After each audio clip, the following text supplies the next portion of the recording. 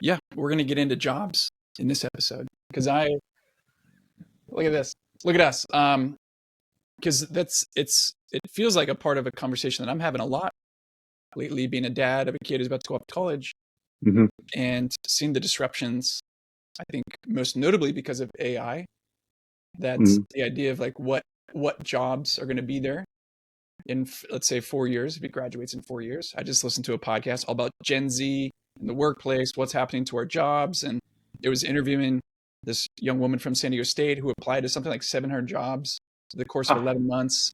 And it wasn't until 11 months that she finally found an unpaid internship, all because the feedback she got was in order to get this entry level job, you need to have 1 to 3 years of experience, which is always the kicker. chicken or the egg conversation. Entry level job needing 1 year of experience makes no sense.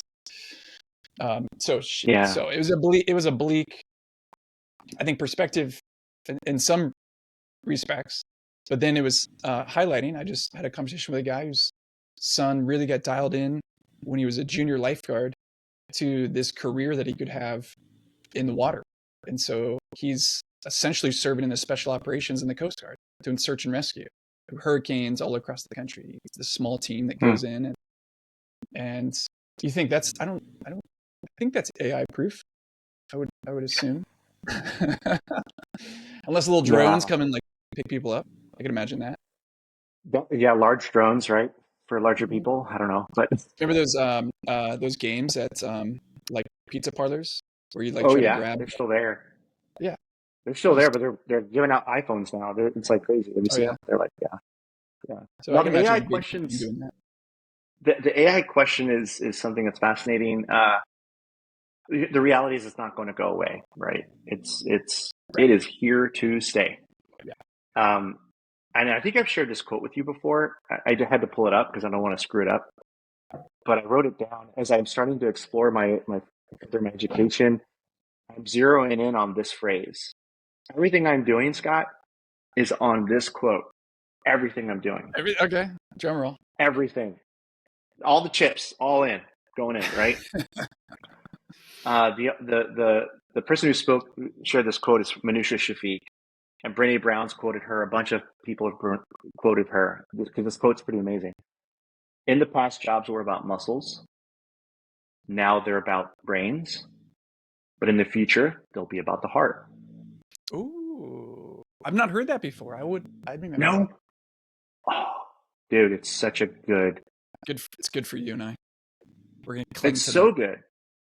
I have It's so no good. I like. I have no muscles, very little brain, but I got a lot of heart. But I mean, think about it, dude. Industrial Revolution, right? Like you had Yeah. whoever was the biggest guy sit in their corner and Yeah. sew that or make that or pound that hammer on that metal or Right. whatever, As or I'll quickly as pound you in the face. Yeah, no hmm breaks, right? And so it was all about the muscles. And then today, right, whoever had the engineering degrees and yeah. technical degrees, and it was all about degrees, right? Getting into the elite colleges Yeah. and a lot going on there. Yeah. Um, but Manisha Shafiq, the future will be about the heart. And it's fascinating to think about that. And Mike Rowe is really about getting people into trade jobs, like hmm actual, real, hands-on type work. He's been on that mantra forever. Like as long as I've ever Oh known yeah. who he was, Yep. he's been talking about that forever. And the reality is, there's good money to be made in that in trade. Um, one of my sons is actually blue collar, driving big boats on ships and stuff, and hard work, but he's paid really well. Uh, so there'll always be work for that because we need hmm stuff to be built. But the heart question is really interesting because I don't know when I read that quote, what comes to mind for you with the heart piece? Like I was going to what? ask you. I think well, it leads me to artistry, um, wisdom. I think Mm, that's something I was reading yesterday in the Wall Street Journal about AI. Doesn't that sound cool? I was reading the Wall Street Journal yesterday. Um, just a little subtle ego flex there. uh, talked about how you might have AI be able to be the brains, but it cannot necessarily understand what's wise. So you can Mhm. ask it to analyze everything, but what is the wisest course of action? That's where you need humans to do it. So when I think of, I know wisdom is somewhere cerebrally, I think that most of us think about it, but it I think directionally it's closer to the heart than it is to head. Yeah, it's fascinating. I never really thought about the wisdom piece because wisdom is based off of people's experiences, right? Yeah. And so lived experiences. If AI is not quite living, it's just observing other people's Uh, experiences. Can it really give true wisdom, or is it other people's wisdom that it's collecting and gathering, which could be totally miscued? The thing interesting too, I just did a quick search. Where is most AI getting its knowledge from?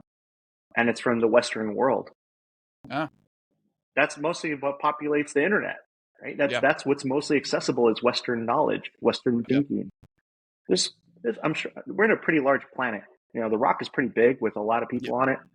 There's a lot of people out there that have no clue what any of this stuff is, but they're still at work. They're still doing yeah, amazing things, and they're doing it differently, not quite the Western way. So there's so much to dive into when it comes to AI and how to use it and leverage it. But this whole piece of the heart, mm, um, I love that you said art like right away. So my other son, he's in the arts. yeah, He's actually a musician.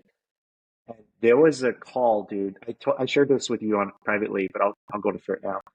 He was freaking out in his second year of school because he went to, I think it was like an open discussion at one of the schools in Boston. He went to Berkeley School of Music, so he's there to be a musician and write music. But he went to this open discussion at like MIT or Harvard or whatever, and there was this they were talking about AI. And the person who spoke said, if you're getting into the music industry, like get out now because it's really, AI is going to take over. And and my son is like, oh my gosh, what am I yeah, doing? I'm wasting my yeah, time yeah, because AI can right, easily create a song, and I don't. I'm kind of point. It's what am I doing? So luckily, with not just my voice but other voices, we walked them in the right path to finish. And so yeah, happy ending, right? He finished school. But it was really about his realization that, okay, AI can it create music? It does. It's on Spotify right now. It's on all the, mm, some people are listening to it and don't even know that it's AI. Like it's really, everywhere. And it's going to get worse, right? However, like I just told you, like my sons, we're going to go to a System of a Down concert September 1st. yeah, Like we're going to see live musicians on stage. yeah, We're not going to see AI perform. right, I'm sorry. But right, I want to see, and put that in any other place. I want to see somebody put their brush to the canvas. And maybe yeah, that'll be a thing where we're actually watching paintings created yeah, right, versus just the final product, right? yes, There's going to totally, be all kinds of new ways to showcase the human side of things, the heart, yeah. right? So I think, I don't know, it's fascinating to Mm. talk about it. Well, back to me reading the Wall Street Journal, there was another article yesterday about summer camp for adults, and it was this long article about they highlighted I think three different summer camps across the country that you can go to as an adult. I think it was mostly mid 20s to mid 30s, and one just zeroed in on the business model. It's sponsored by these big companies that come and do showcase events at these summer camps. And what do they do at summer camp? They match you up with like age groups, and you have bunk mates, and you do like lanyards and canoeing and axe Oh my throwing, God. and it's just like a kid summer camp. But there's, I don't know if it said in the article, but it reminded me, I think, of what you're sharing about heart. It's like someone came up with that idea, and then someone, I mean, I'm sure many people have done that. I think I've even been around a group of friends where like, it'd be cool, but someone took that to the fullest extent of creating something. Like at Hmm. some point, someone said, what we should do? We should actually rent out a place, and then we should tell our friends about it. And then you have to have a place for them to pay.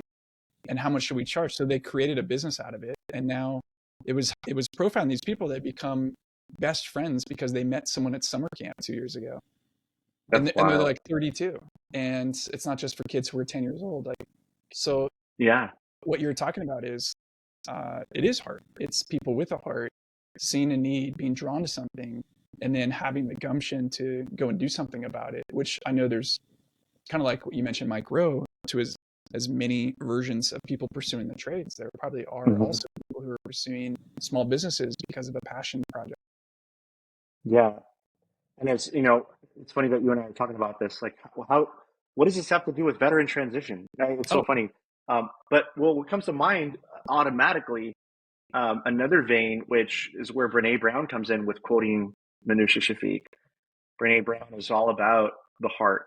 I mean, a lot of what she writes is about vulnerability and yeah, showing up as an authentic version of you. Imagine if the world showed up authentically instead of projecting that they have it all together, yeah, right?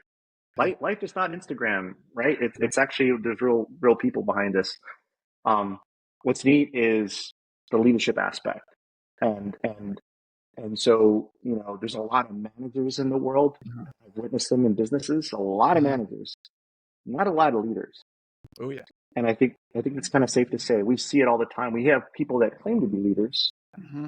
Uh, that term is used rather loosely, and what seems to be more apparent is managers. And the reason why we know that is because the data that Gallup collects every year shows Yeah, there's a lot of people that are disengaged at work. yeah. Well, if leadership is really taking root and really out there, then there shouldn't be any negative data that Gallup's collecting. It should all be positive. People should love going to work. They should be Uh-huh. really motivated and inspired and excited on Sunday night instead of, Yeah, oh God, I got to go to that place again on Monday right. with so and so and do what again? You know, Yeah. so I think veterans, those that have spent more than a few years in that environment, if they haven't even led because maybe they're too junior, they've at least been around Mm. leadership and service and this component of other people matter.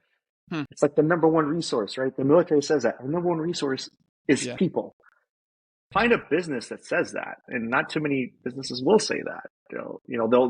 They might have it on their webpage, but I don't know if they right. actually live it out. You know, Okay, yeah. so tell me about this. I think if I were to step back, having, again, if you don't know this and you're listening or watching, I'm a civilian. Oh, once a civilian, always a civilian at this point. I don't think I can even enlist. I don't think it'll take me.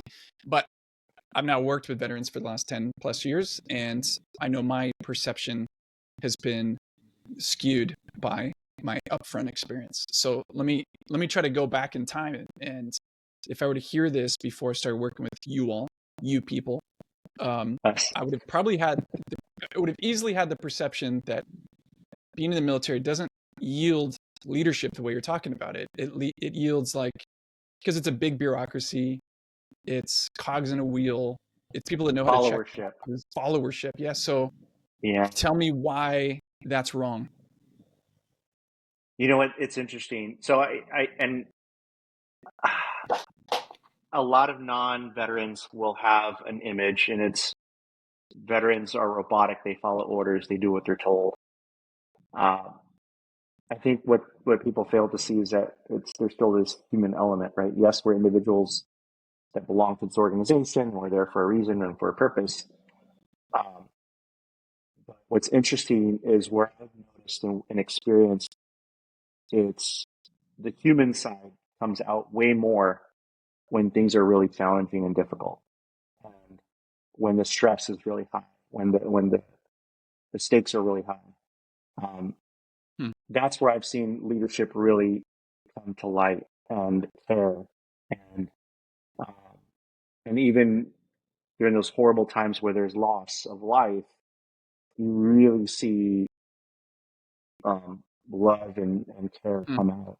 And, and Hmm. where I don't think you see that too often. Like in a business, if somebody loses, a coworker, there might be Yeah. some bouquets of flowers, some sorry. In the military, it's not. It's way more intrusive. Like, hey, we are going to embrace this family like our family, and we're going to have lifelong connections with this family from here on out.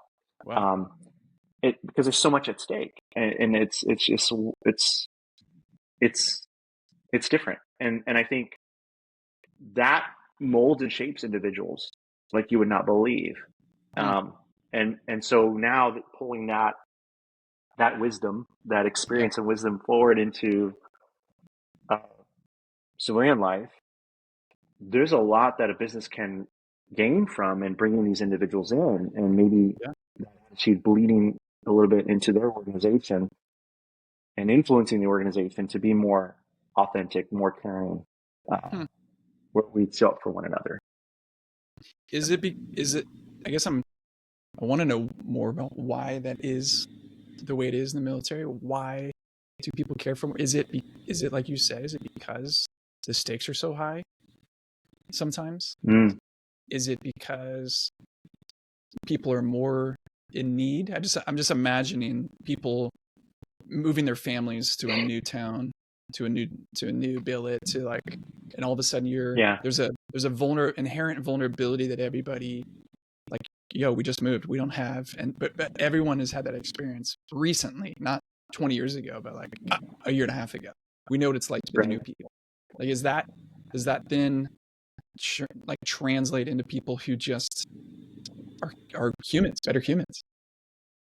I think so. You bring up something that, the constant rotations of orders, right? So, Uh-huh. Army, Navy, Marine, everybody, we kind of go through this transition of order. If you stay in long enough, you're going to get new sets of orders, which will take you Yeah. to maybe not a different city right away, but a different command, different group of people, and there's this constant churn and burn, and um, and so you think it'd be actually opposite. You don't really build relationships. Yeah. You're Right. kind of just Follow you're and there, yeah. you do your job, an Mhm. individual contributor almost like, and then you go to the next thing. Yeah. Um, but what allows it to happen and take root, I think it's the organized structure of things. So let's just say I might not know the people that I'm going to work with, but I know they're military and I know they're vetted. I know we speak the same language, right? So I know without knowing them, there's a sense of belonging. Hmm. I belong to this greater thing, right? And um, and that's kind of the work that you're in, Scott. It's helping people figure out who do I belong to. Yeah. Well, the boot camp, when they shave your head and they get rid of your first name and you just go by last name and you wear the same uniform, you're like, oh man, I'm getting assimilated. I'm getting Yeah. whatever you want to call it. Like I am Yeah. in.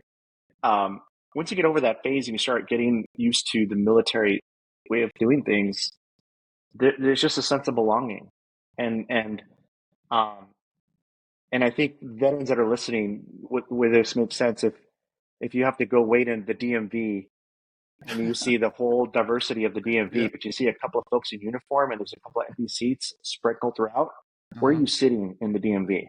Yeah. You're going to go to your people, Yeah. right? Why? You don't know them. Right. Well, they understand you and you understand Yeah. Yeah. them to some extent, right? Right. It's your tribe.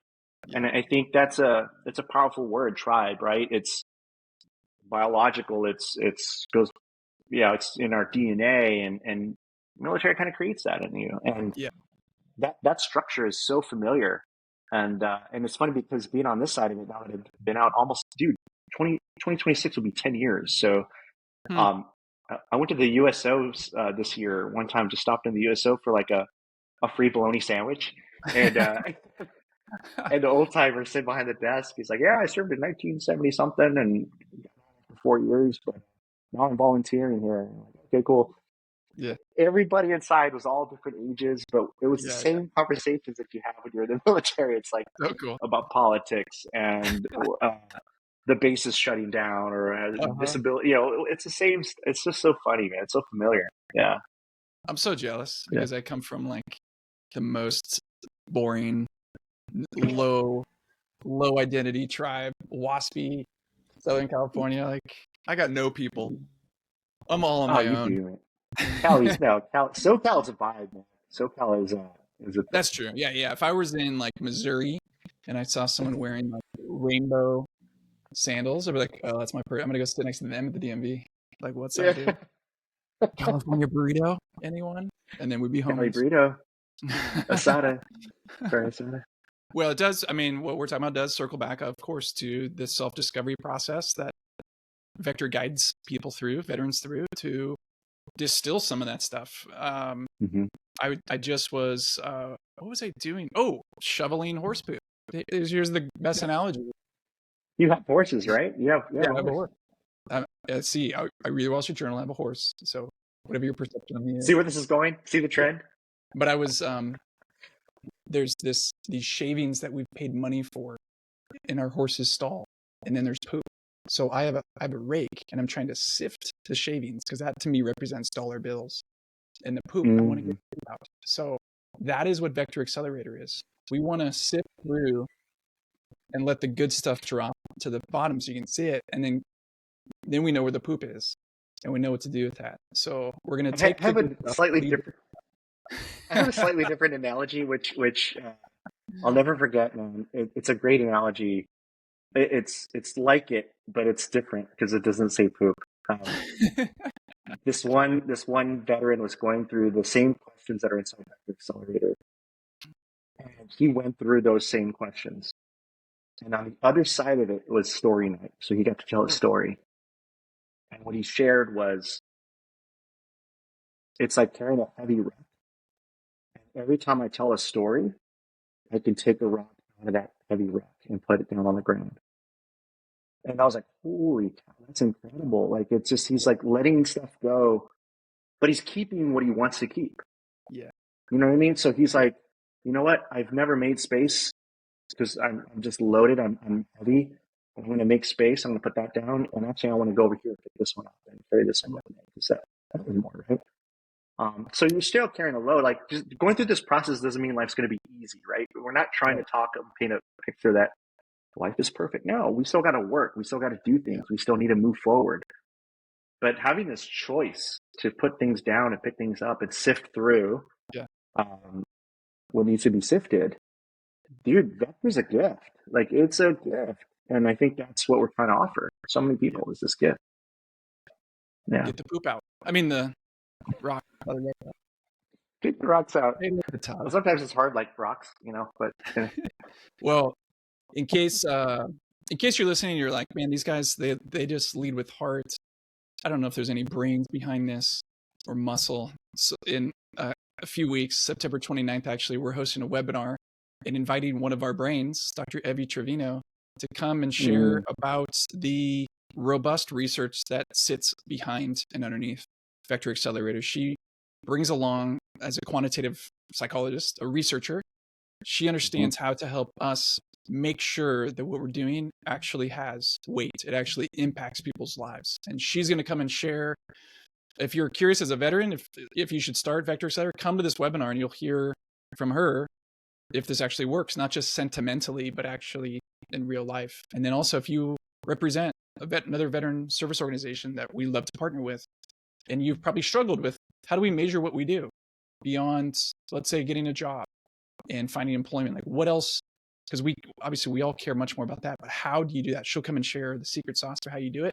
And finally, if you're a corporate leader, you probably want to know if the people you're hiring are the right people. So how do you also understand that they've been through a program that actually helps them yield towards all the good stuff that we've been talking about? So stay tuned for that.